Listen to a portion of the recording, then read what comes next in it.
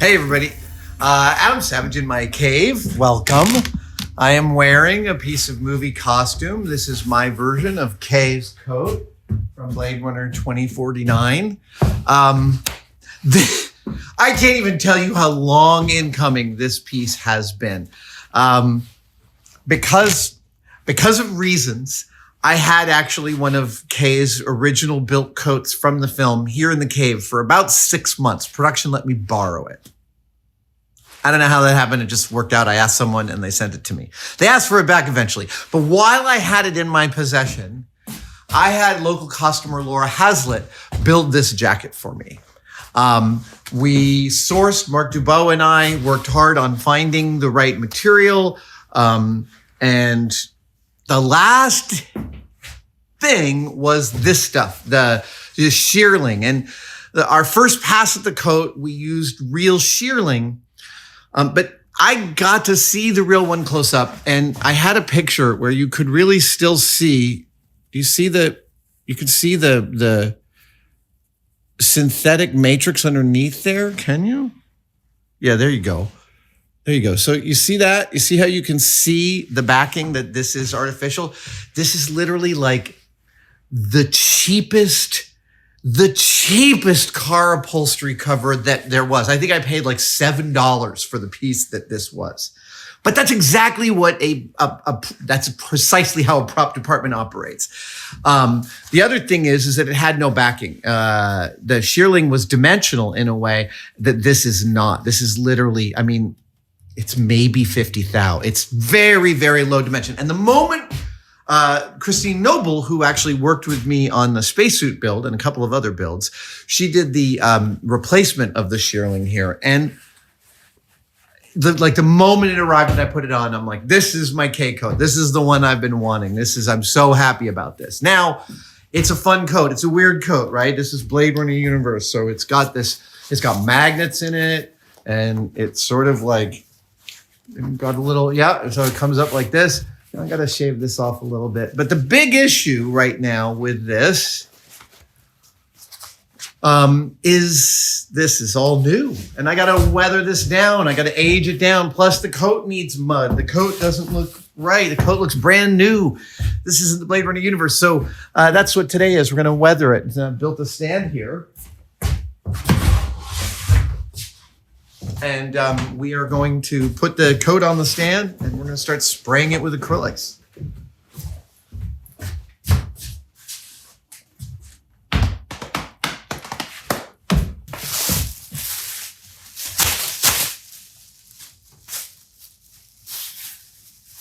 Let us not let water in the acrylic paint department cover my machine vise down there.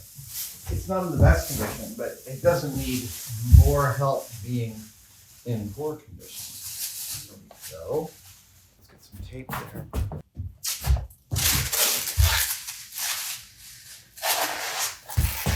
I'm going to need some spritz bottles.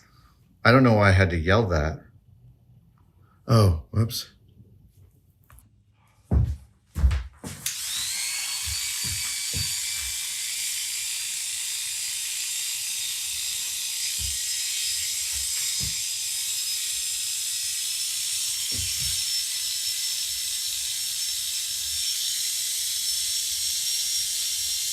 Oh, no, you won't work like that. I'm going to have to hand trim. Really?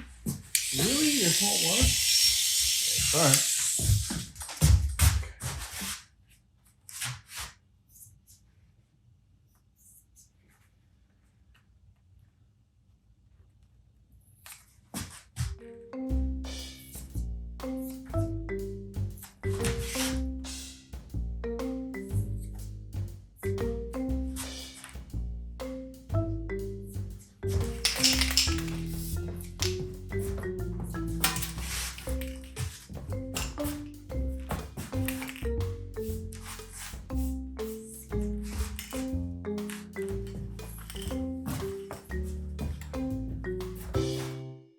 Okay, so up till now, I've been mostly just trying to trim away from the edges to get this to conform a little bit more. Now, the real one was matted down, like it had been dirty and dirty and dirty. And that's actually how stuff like this, where you see this here, where you can kind of see this, that's not correct. But I do think I'm going to be able to take care of that by hitting that with some acrylics. And basically like kind of matting it against this. But first, before I hit this with acrylics,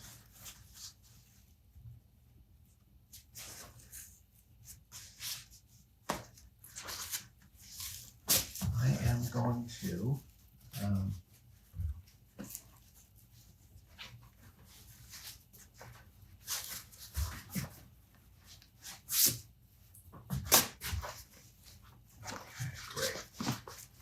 I'm going to hit this with some powders. That's the first pass. I'm going to hit this with some powders.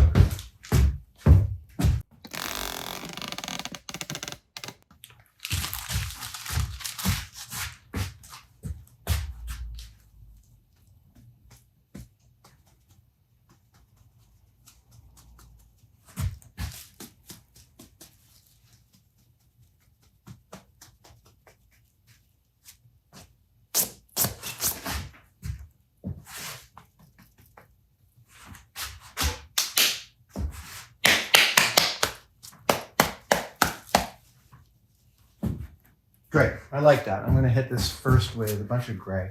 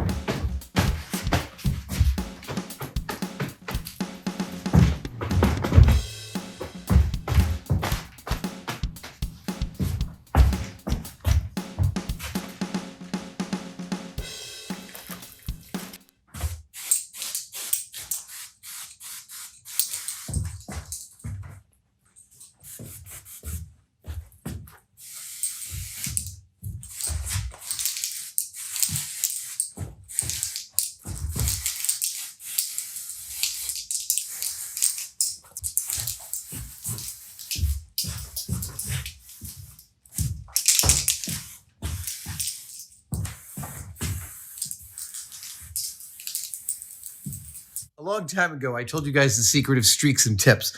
This is a temporary hair highlight color that you can get.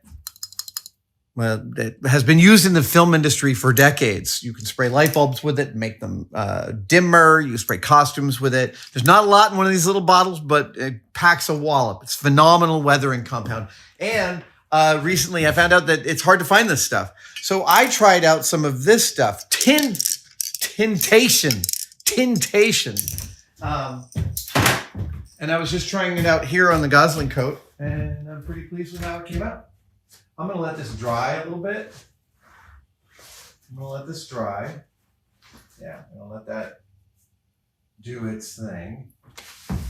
And yeah, I'm pretty pleased with how that looks. I like the staining that I've got in the bottom there. This is just like, you just keep on doing it.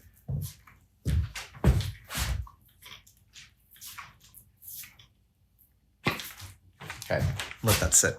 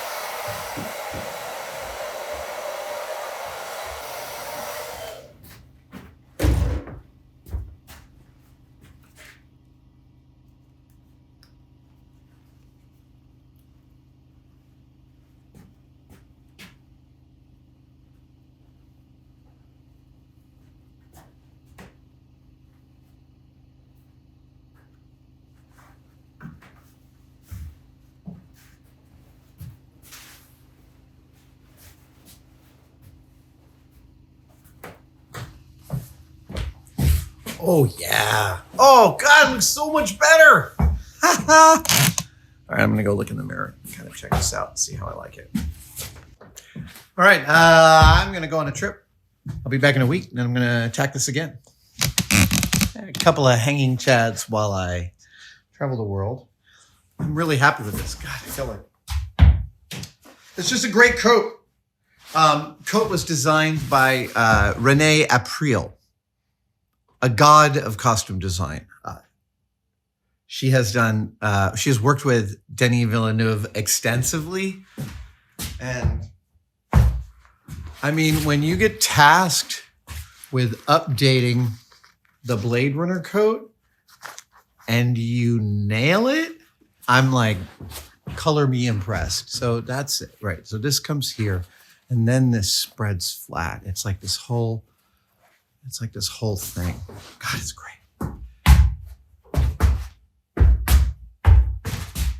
Yeah, we'll let this fully dry and we'll do another weathering pass in a minute for you.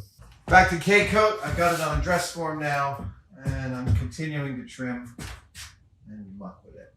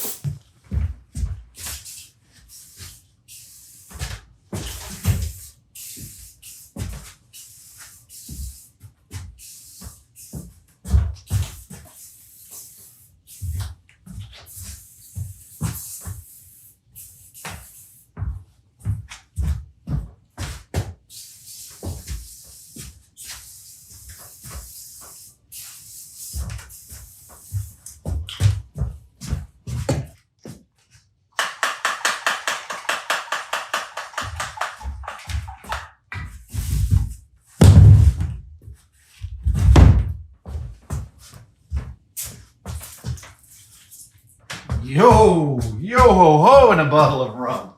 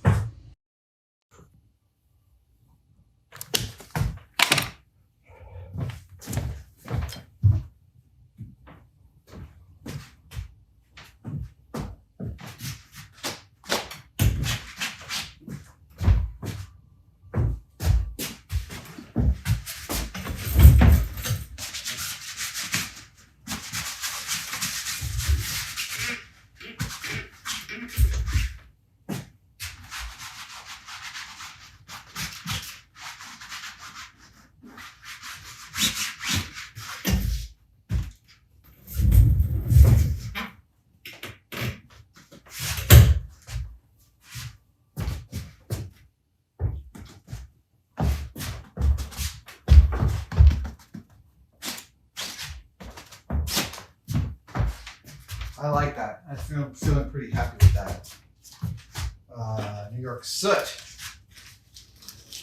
I'm weathering this using New York Theatrical Supply powders. That's New York soot.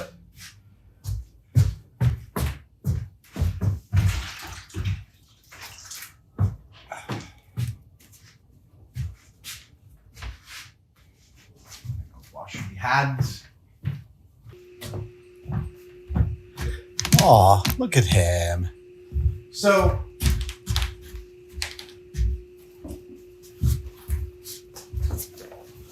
I wore this home over the weekend. I'm really happy with how this came out. I think it fits me really well. I like the way this lays down. I have done a stitch here to hold this, and I've added a magnet here to hold that. I'm really, really pleased. This is dead nuts to the color.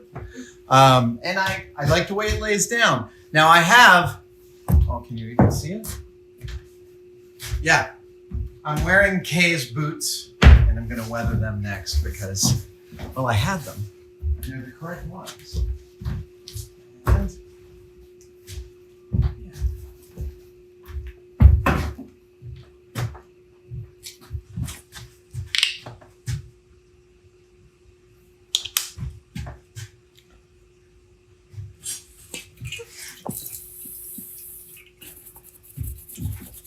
this is just watercolor on this shoe that I was just mucking around with last night. But now I'm going to actually, oh yeah, let's take off the shoelaces because I want them to be separate. Also, it'll look better if they are.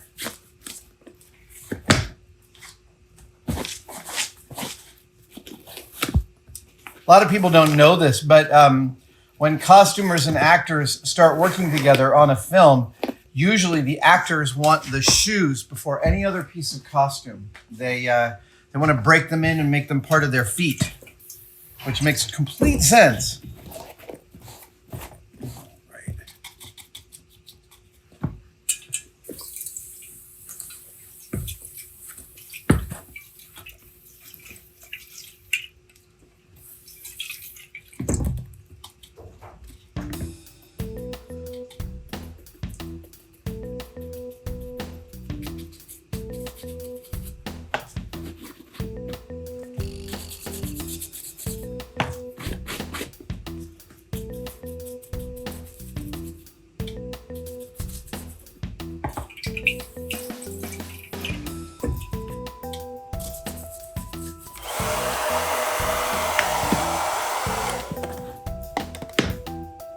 We're gonna let that settle. And we're gonna do the same over here with this one.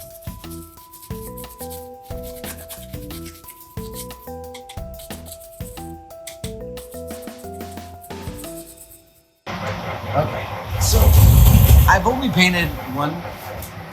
This boot has one color, this boot has two colors, and they exemplify why even if you do a weather pass on something, and it looks pretty good, and man, nobody wants to put a problem into the solved category more than me. So I look at this and I'm like, that's pretty good. It looks pretty much like the picture. And then I mix up a contrasty color, something darker and muddier, and I do a few little on this thing, and it looks like twice as good.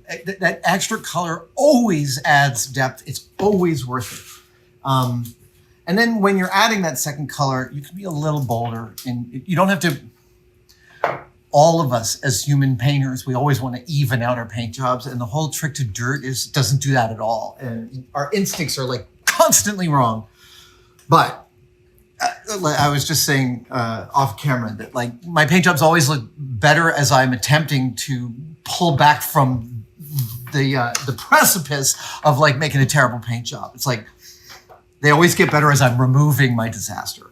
So that's got the two colors. That's got the one. I think they really show that subtle amount of extra veracity you get. Yeah.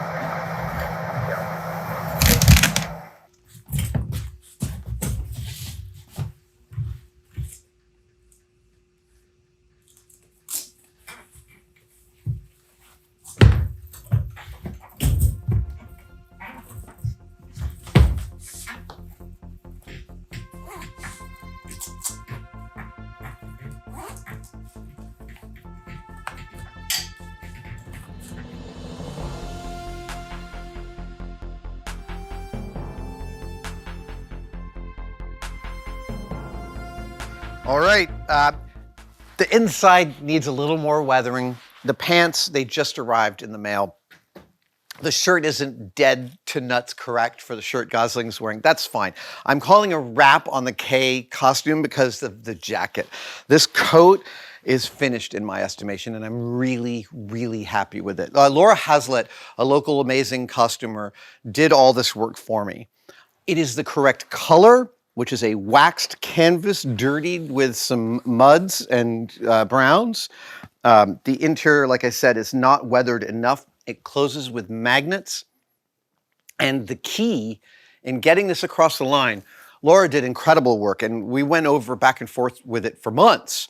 And the last item was that the shearling, the original shearling on this was a little too thick, and it just didn't sit on me the way I wanted it to look. There's a specific moment with a costume like this. Like, I love this coat enough that I stopped looking at the reference material because it actually feels like it looks great on me, and that's what I'm gonna go for. So sometimes there's a handoff between like perfect accuracy and just something that I feel like looks great on me. And yeah, I'll often choose the latter, specifically because I frickin' love this coat. Renee April, I have not met her, Denis Villeneuve's seemingly favorite costume designer. She's worked on many of his films, including Dune. She's an absolute genius. What she did for Blade Runner is chef's kiss amazing. And this coat in particular, I just love all the little things that this coat communicates about the world that they're in. It gets extra cold, so the sleeve has this like extra little bit of a wall you can cough up here. The collar can be put up to wrap around your head. Now, most of the time when Gosling's walking around, he's walking around with it in this arrangement for the film, which was stitched in place. You can actually see in a couple of shots in the display from San Diego Comic-Con that there's this big old stitch holding this piece together like this. And I made the same stitch. There's a lot of debate about the color. I'm here to tell you this is exactly the right color. But that doesn't necessarily help you because the artifacts of what we look on cameras and screen change colors all the time. It looks very different under all sorts of different lighting conditions, which is the reason no one can agree on what color it is. And like I said, I know the shirt's not right and the pants are too new, but the boots are dead to nuts right. This is exactly the boots that he was wearing. I'm about 90% happy with the weathering on them. It feels pretty good. It's just something. Again, I'm just going to let it go for right now because the coat. Right. My favorite part of this coat is this part, the back here, where it sits, where it comes in a little bit off the back of your shoulders. Look, I'm not built like Gosling, but we can all use all the help we can get. And a jacket that actually brings your shoulders out and makes them look a little more muscular, that's a good jacket. And like, we gravitate towards designers that design stuff in ways that make our bodies look good. A costume designer is no different. And it's actually one of the biggest problems that we cosplayers have is almost none of us possesses a movie star's body. And you still have to make these clothes work for your non-movie star body. That's a very interesting part of the journey. That's actually probably like a whole nother video. But for right now, let's call this puppy done. And I'm really, really happy with it. Yes, no, I don't have a holster yet, but I will soon.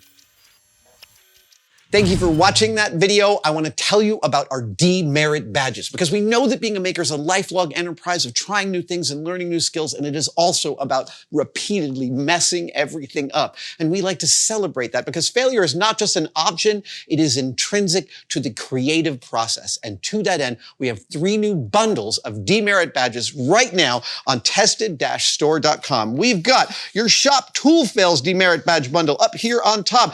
Here in the middle, we have the Everyday Whoops Demerit badge bundle. And at the bottom, we've got my favorite, the Shit Happens Demerit badge bundle. You can get any one of these bundles, and we are considering offering a bundle of all 24, not those, of all 24 Demerit badges we have released, but we're not sure what to call it. You have a suggestion? Put it in the comments.